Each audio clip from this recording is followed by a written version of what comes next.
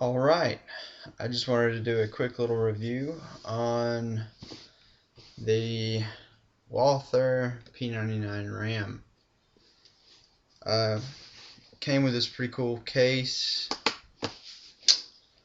We'll get into it. Nice padded thing.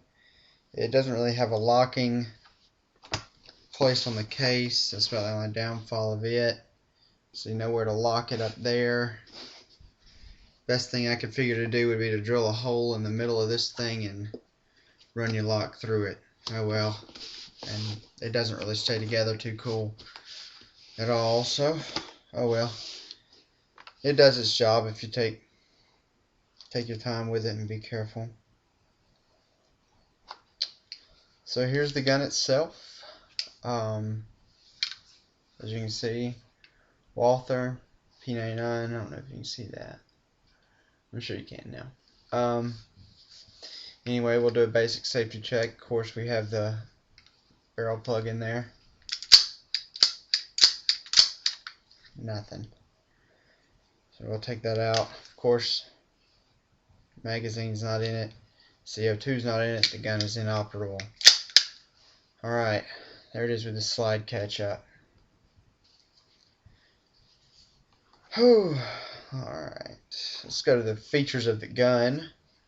You got your basic magazine release, which is here on the gun, two sides, so it's sort of ambidextrous, which is good. And it releases the magazine pretty well, it just throws it out.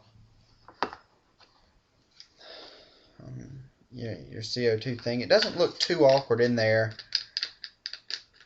when you got it all the way screwed in and all. So it doesn't stick out too terribly much. It looks sort of realistic. I did think about getting the air through grip, but that's an extra 40 bucks. So I won't worry with it. Anyway, that's your CO2. Your magazine holds 8 or 9, give or take. I don't know. I never really counted. I just played. I never, even in a game though, I never get through the rounds that I fit in it.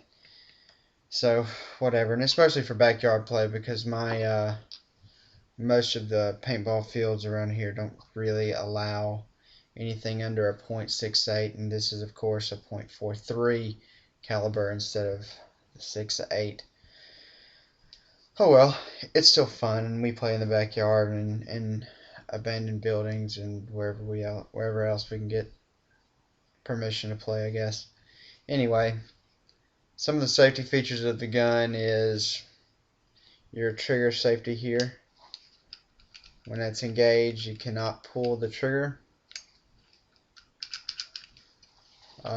Another cool thing about the gun is, like the Walther p99, for real, 9mm, whatever, it has the decocker on it. I don't know if you can see that, but you can sort of depress that and it decocks the gun. As you can see, it's not cocked right now, but if I rack the slide, you'll see that it is cocked by the little red indicator there, and then you just press the decocker and it's done, and